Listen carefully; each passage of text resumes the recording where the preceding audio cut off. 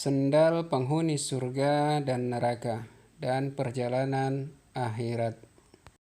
Assalamualaikum warahmatullahi wabarakatuh. Alhamdulillahirrabbilalamin. Wabihi nasta'in ala umurid dunya waddin. Sallallahu ala nabina Muhammadin wa ala alihi wa sahbihi ajmain. Amma ba'. Saudara-saudariku, kaum muslimin muslimat dimanapun berada, yang insya Allah selalu mendapatkan rahmat, hidayah, dan limpahan karunia dari Allah Azza wa Jalla. Berbicara tentang sendal, mungkin sepele bagi kita, mungkin perkara yang receh atau perkara yang tidak perlu, karena yang namanya sendal, semahal apapun, semewah apapun, letaknya di bawah. Apalagi mungkin itu sendal biasa. Namun ada yang unik di awal tahun yang lalu, sekitar tahun 2019, ada berita bahwa seorang mempelai wanita ketika akan menikah itu minta maharnya sepasang sendal jepit. Ya, sendal jepit. Hanya dengan alasan bahwa pasang sandal selalu berjalanan beriringan hingga kemana-mana selalu bersama. Dan ternyata banyak cerita tentang sandal ini. Ketika kita googling, kita cari-cari, banyak makna sandal yang mungkin bisa kita ambil hikmahnya. Lalu bagaimana dengan Islam? Bagaimana kita memaknai sandal di dalam Islam?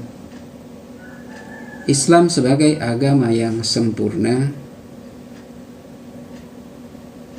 mengatur dari yang kecil sampai yang besar. Bahkan sandal sendiri itu ada aturannya dalam Islam. Dan di dalam Al-Quran, sandal juga disebutkan tersendiri dalam satu ayat, yaitu ketika Nabi Musa memasuki lembah Tua. A'udzubillahi minasyaitonirrajim. Inni ana rabbuka fahlak na'alaika innaka bilwadil muqaddasi Tuwa. Allah berfirman, sesungguhnya aku ini Tuhanmu, maka tinggalkanlah kedua terompamu. Sesungguhnya kamu berada di lembah yang suci Tua.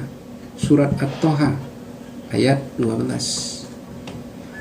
Ini firman Allah kepada Nabi Musa agar menanggalkan kedua sandalnya, terompanya, karena Nabi Musa sedang berada di lembah suci. Jadi disebutkan bahwa sandal dalam Al-Quran, sehingga tentu ada yang mengikutinya. Tidak sembarang kata tanpa ada penjelasan. Bahwa disebutkan kalau kita berbicara tentang sandal dan perjalanan akhirat, bahwa ketika seseorang meninggal dan dia dikebumikan, maka ia akan dihakimi oleh dua malaikat. Dia akan disidang oleh dua malaikat setelah teman-temannya berpaling darinya, dan dia mendengar gerak langkah sandal-sandal mereka, yaitu disebutkan dalam hadis lain, disebutkan 7 langkah. Jadi meskipun orang sudah meninggal, telah dikebumikan, namun ia mendengar gerak langkah daripada sandal-sandal mereka yang meninggalkannya. Dan ketika itu juga dua malaikat datang dan seraya mendudukkannya dan ditanyakan kepadanya, apa tanggapanmu tentang laki-laki yang bernama Muhammad sallallahu alaihi wasallam. Maka jenazah itu menjawab, aku bersaksi bahwa dia hamba Allah dan utusannya. Maka jika ini dikatakannya, maka lihatlah tempat dudukmu di neraka, dan Allah telah menggantinya dengan tempat duduk di surga. Lalu orang itu bisa melihat keduanya. Namun jika ia termasuk orang yang kafir, orang yang munafik, maka ia tidak bisa menjawabnya.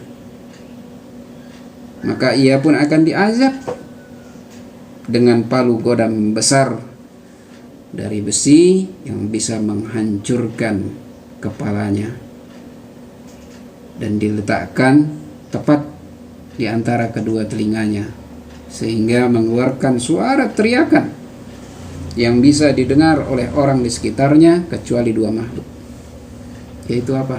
Jin dan manusia. Ini ada disebutkan di Sahih Al-Bukhari. Namun ketika di hari kiamat, setelah alam kubur kita dibangkitkan, itu manusia dibangkitkan dalam keadaan telanjang, disebutkan tanpa alas kaki, jadi tidak bersandal. Ini disebutkan Nabi SAW dari riwayatnya Aisyah radhiyallahu anha, bahwa manusia akan dibangkitkan pada hari kiamat dalam keadaan tidak beralas kaki, telanjang serta tidak berhitan. Lalu Aisyah radhiyallahu anha bertanya, bagaimana dengan aurat? Lalu Nabi SAW menjawab dengan membaca ayat yang artinya, setiap orang dari mereka pada hari itu mempunyai urusan yang cukup menyibukkannya, yaitu di surat Abasa ayat ke-37.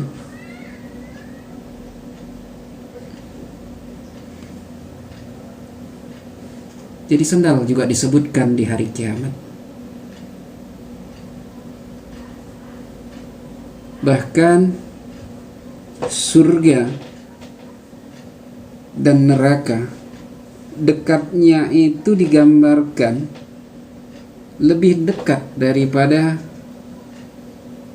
tali sandal.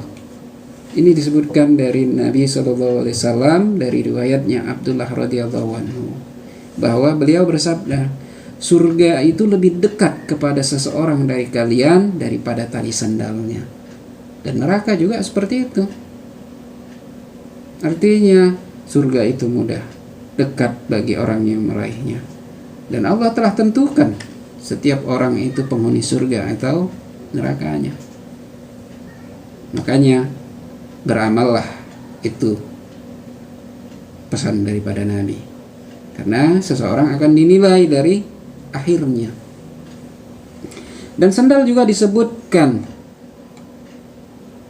di surga, di mana dalam riwayat Abu Hurairah disebutkan bahwa Nabi SAW ketika sholat fajar, sholat subuh, jadi beliau bertanya kepada Bilal, wahai Bilal, ceritakan kepadaku tentang amal yang paling utama yang kamu amalkan dalam Islam, sebab aku mendengar di hadapanku suara sandalmu ada dalam surga. Lalu Bilal berkata, tidak ada amal yang utama yang telah aku lakukan kecuali jika aku bersuci pada suatu kesempatan malam ataupun siang, melainkan aku selalu sholat dengan wudhu tersebut di samping sholat wajib. Ini disebutkan di Sahih Al-Bukhari. Jadi gambaran derap sendalnya Bilal itu menyatakan bahwa otomatis orangnya ada di surga. Dan neraka juga sandal disebutkan, bahwa Nabi SAW bersabda, penghuni neraka yang paling ringan, siksanya di hari kiamat adalah seseorang yang telapak kakinya dialasi sendal sehingga otaknya mendidih sebagaimana mendidihnya ketel periuk. Ini juga dalam Sahih Al-Bukhari. Jadi sendal tidak menjadikan kita terhormat, tidak menjadikan kita hina. Di hari kiamat sendal bisa mengantarkan kita surga kalau sendal itu mengantarkan kita ke tempat ibadah, ke masjid. Bukan karena mahalnya, tapi kemana kita menggunakan sendal itu. Dan dalam Islam, memakai sendal, melepas sendal, itu juga ada aturannya. Ini yang disebutkan bahwa Islam ajaran agama yang sempurna. Sekecil apapun diatur dalam Islam, termasuk sendal. Karena Nabi SAW memberikan bahwa beliau pernah bersabda, apabila seorang dari kalian memakai sendal, hendaklah dia memulai yang kanan. Apabila melepasnya, mulailah dari yang kiri, agar yang kanan pertama kali menggunakan sendal dan terakhir kali melepaskannya. Jadi adabnya ada. Ketika memakai sendal, duluan kaki kanan. Ketika akan melepasnya, duluan kaki kiri. Ini adab yang diajarkan Nabi SAW. Dan ketika sendal itu putus, Nabi melarang kita berjalan dengan sendal yang putus sebelah. Bahkan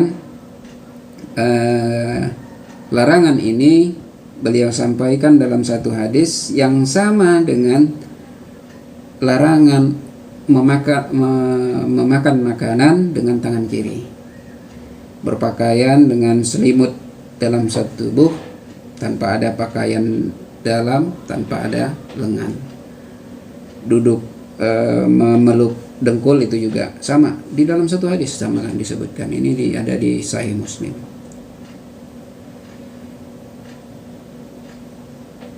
Ini dalam Islam. Jadi bisa kita ambil hikmah bahwa yang kecil, yang mungkin tidak luput, yang mungkin luput dari perhatian kita, yang kita anggap sepele, itu ada aturannya dalam Islam. Dan itu juga nanti ketika sendal kita berderap di surga, maka kita termasuk penghuni surga.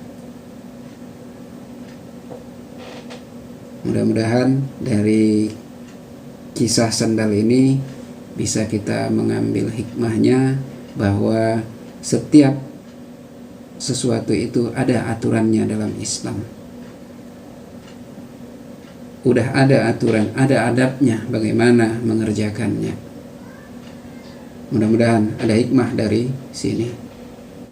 Terima kasih. Untuk download buku bisa langsung melalui website Hikmah 313, dan untuk saran, kritik maupun pertanyaan dapat melalui kolom komentar.